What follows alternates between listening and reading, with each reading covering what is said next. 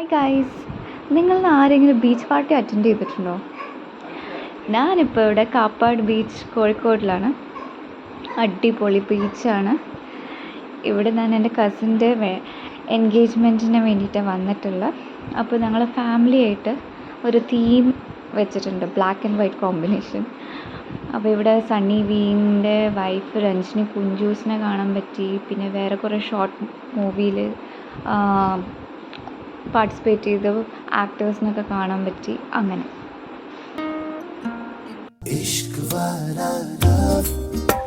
हुआ जो दर्द भी तो हमको आज कुछ ज्यादा हुआ. सुर्ख वाला, सोज वाला, फैज वाला.